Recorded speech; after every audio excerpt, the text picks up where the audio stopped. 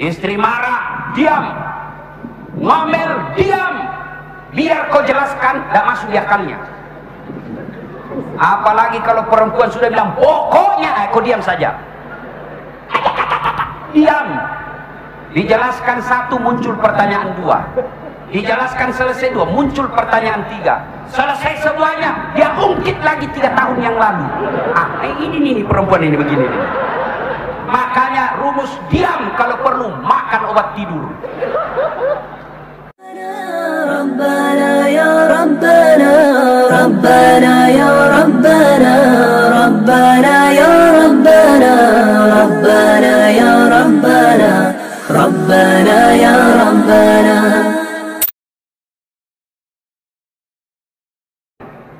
Kalau misalnya bapak menghilang 3 hari 3 malam, tidak ada kabar, pulang rumah menggigil, sampaikan ke istri, Bu, saya menggigil, tolong selimuti saya.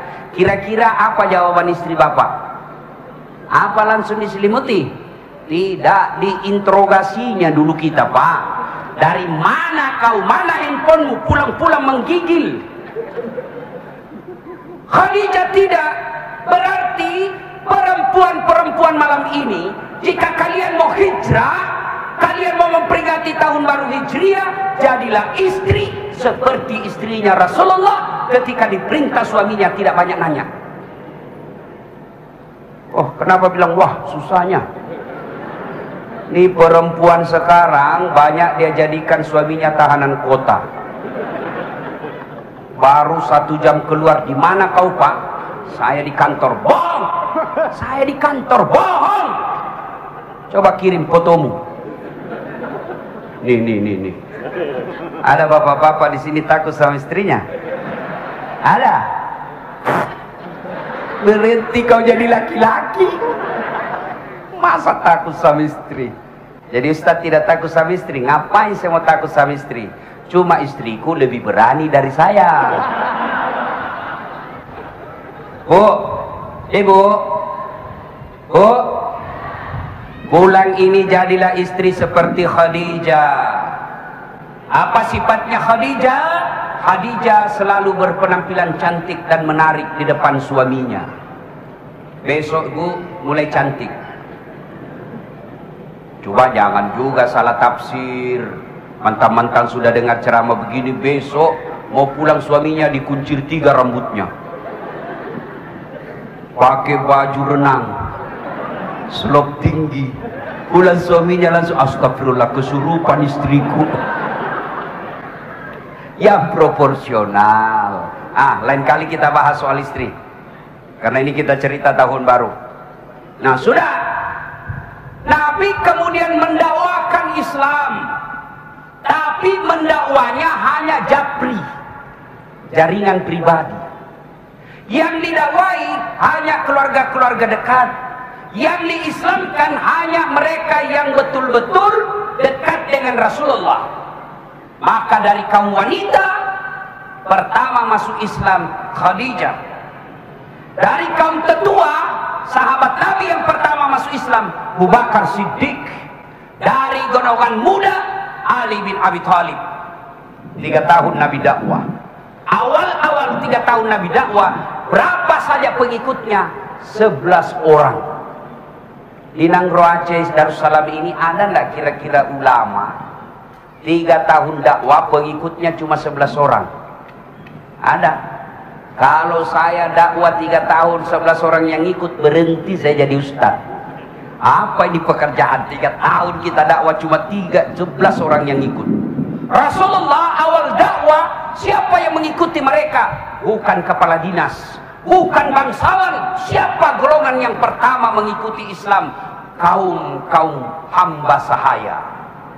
Beda pembantu dengan hamba sahaya.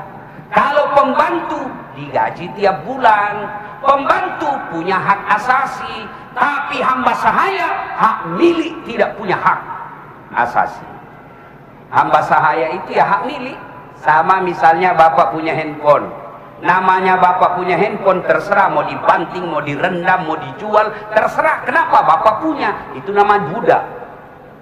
Maka masuklah Islam. Tapi Nabi berdakwah sembunyi-sembunyi. Tapi alhamdulillah setelah keislaman Umar bin Khattab, lalu Umar masuk Islam. Setelah Umar masuk Islam, beliau berkata kepada Nabi, "Ya Rasulullah, apa yang kita dakwakan ini benar, apa yang kita dakwakan ini barang baik. Kenapa kita mesti dakwah sembunyi-sembunyi?" Kata Nabi, "Umar, kita kan minoritas. Kalau kita dakwah terang-terangan bahaya, hancur kita." Kata Umar bin Khattab, "Tenang ya Rasulullah. Kalau ada yang coba menghalangi dakwamu ya Rasul, saya yang hadapi mereka." Masya Allah, Umar Pak paling jago di Mekah waktu itu. Salah satu kebiasaan bangsa Mekah waktu itu, orang-orang Arab Mekah waktu itu, ada lomba berkelahi, lomba tinju kira-kira sekarang. Dan Umar bin Khattab tidak pernah kalah. Begitu hebatnya Umar bin Khattab, diriwayatkan iblis aja kalau berpapasan sama Umar, minggir itu iblis. Begitu perkasanya Umar. Tapi ketika ketemu dengan istri Umar, Umar lembut hatinya. Jadi perkasa di luar, di dalam rumah kalau sama istri lembut hatinya. Kan suatu ketika ada sahabat yang selalu diomeli sama istrinya, ngomel aja kerjanya istrinya. Mau dilaporlah kepada Umar. Waktu itu Umar jadi presiden, dengan harapan mau melapor ini, dilapor sama Umar, mudah-mudahan istrinya ditegur sama Umar. Begitu dekat dengan rumahnya Umar, dilihatnya Umar juga dimarahi sama istrinya. Pulang. Dia bilang, "Ya Rasulullah, kemarin saya lihat Anda dimarah-marah sama istri, kok diam-diam saja?" Apa? Dengar ini bapak-bapak, dengar nih Pak. Apa jawaban Umar?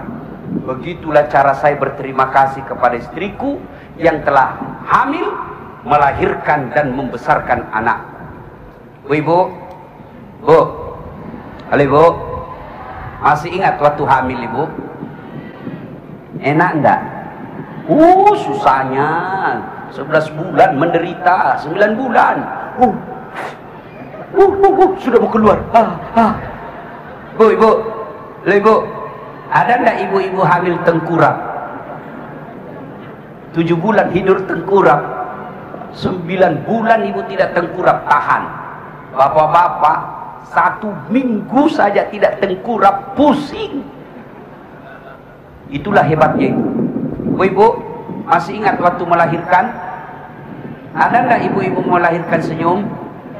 Mentang-mentang istri kepala dinas, senyum aja dia keluar. Keluar nak? Tidak, tetap. Coba. Itu makanya Umar katakan, kalau istriku ngomel, kalau istriku marah-marah di rumah, saya bayangkan bagaimana susahnya melahirkan. Paling kalau bapak-bapak kan stres ketika kita ngidam istrinya. Sampai-sampai di Makassar ada yang tanya sama saya, "Ustaz, apa doanya supaya berhenti ngidam istri?" Saya bilang, "Ngidam apa istrimu Pak?" Dia bilang, "Nanti dia bisa tidur kalau dia lihat saya di atas lemari." Weh, berat betul itu cobaanmu. Jadi kalau istrinya mau tidur jam 9, setengah 9 sudah naik dia di lemari. Saya bilang, "Berhenti, kau dibodoh-bodoh itu sama istrimu." Jangan juga keterlaluan ngidamnya Ibu. Kata Umar yang ketiga, begitu kalau istri marah sama saya ngomel-ngomel istri saya bayangkan bagaimana sulitnya ketika menyusui. Ibu-ibu masih ingat waktu menyusui? Masih? Ada enggak ibu-ibu ingat waktu usianya 7 bulan anaknya? Waktu tumbuh giginya.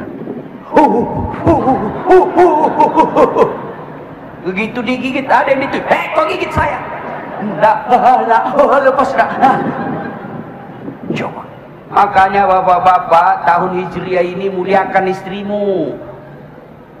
Ya. Hargai istri. Kata Nabi, tidak ada kemuliaan bagi laki-laki yang tidak tahu menghargai istrinya. Mulai besok kalau bapak betul-betul hijrah tahun ini, muliakan istri. Istri marah, diam. Ngomel, diam. Biar kau jelaskan, tidak masuk di akalnya. Apalagi kalau perempuan sudah bilang pokoknya, kau diam saja. Diam. Dijelaskan 1, muncul pertanyaan 2. Dijelaskan selesai 2, muncul pertanyaan 3. Selesai semuanya, dia ungkit lagi 3 tahun yang lalu. Ini perempuan ini begini nih. Makanya rumus diam kalau perlu, makan obat tidur. Kita juga Bu, jangan suka ngomel. Tidak ada orang bisa tahan itu ibu-ibu. Apalagi kalau suamimu sudah pensiun, jaga perasaannya. Karena itu laki-laki kalau sudah pensiun, yang tadinya kepala dinas, yang tadinya kepala seksi, yang tadinya sekda, tiba-tiba pensiun, hargai perasaannya. Biasa gampang tersinggung. Sampai-sampai ada di Makassar, Ustaz, apa doanya supaya terang perasaan setelah pensiun? Kenapa? Dia bilang, saya gampang sekali tersinggung sekarang Ustaz. Suatu ketika saya baring-baring, setelah saya pensiun baringlah saya nonton di ruang tamu. Ada di situ kucingnya, cucu saya. Di samping saya, pagi-pagi saya baring sama itu kucing. Lewat istri saya, dia tendang itu kucing. Apa ini kucing? Tidur saja kerjanya. Kucing ditendang, saya yang tersinggung Ustaz. Itu perasaannya kalau sudah pensiun. Makanya Pak, kalau Bapak menjabat jangan terlalu sombong, karena pensiun menunggumu. Apa mau sombong dengan jabatan? Pensiun, wabillahi taufiq wal hidayah. Kau jadi kepala dinas kalau kau disenang sama gubernur. Biar gubernur senang sama kamu, tapi istrinya gubernur tidak senang, keluar kau. Mau ditanda-tangan SK datang istrinya gubernur, apa? Jangan angkat ini, tukang selingkuh. Ya, sudah. Kita lanjut kisah. Nabi lalu berkata, jangan Umar, ribut ini di Mekah kalau kita dakwah terang-terang, tidak usah cemas ya Rasul, ada saya. Akhirnya apa? Disepakati setelah Umar masuk Islam, mereka mendakwakan Islam yang tadi jajabri, sekarang broadcast secara umum. Dipimpinlah oleh Abu Bakar Siddiq, di depannya ada Hamzah, di belakangnya ada Umar bin Khattab, di tengah-tengahnya ada Bilal. Lalu Rasulullah dilindungi keliling Makkah mengucapkan la ilaha illallah, la ilaha illallah, keliling Ka'bah, la ilaha illallah, la ilaha illallah. Keluar semua bangsa-bangsa Arab, keluar terutama tokoh-tokoh Quraisy yang jengkel.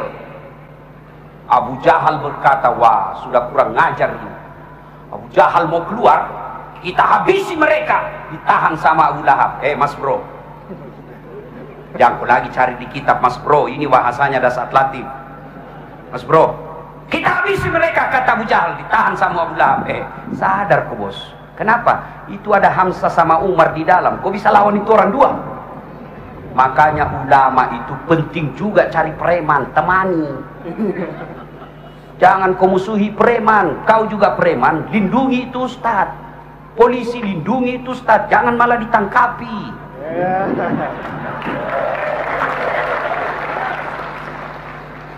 Kalau polisi Indonesia bagus, polisi India itu yang kurang ajar.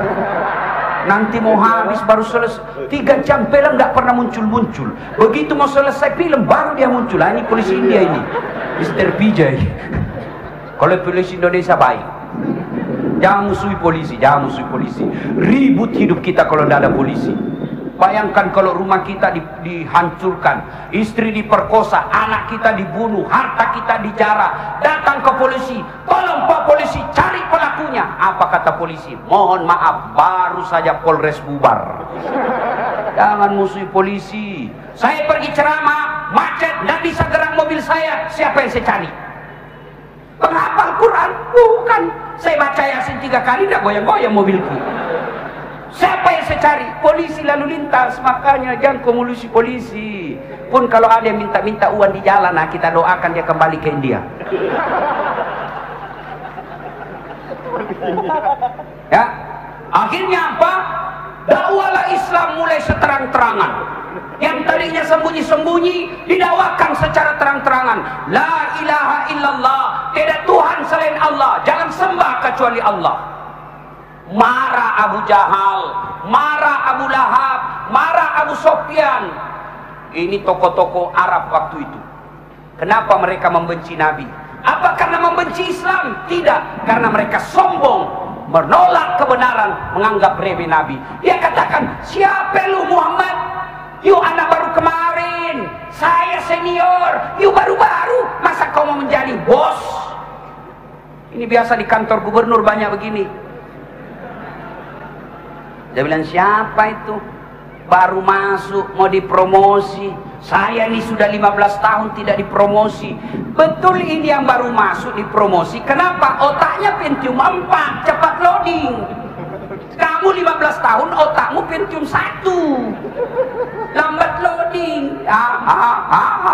Dijelaskan sama gubernur, nggak ngerti ya Pak. Disuruh bikin surat Pak Gubernur. Mana? Belum di-print. Belum sudah namanya itu dongo. Tahu dongo? Beleng-beleng. Tahu beleng-beleng? Dongo. Tahu dongo? Beleng-beleng. Coba. Akhirnya dakwah Nabi secara terang-terangan. Makin hari makin banyak masuk Islam. Makin hari makin banyak masuk Islam. ربنا يا ربنا ربنا يا ربنا ربنا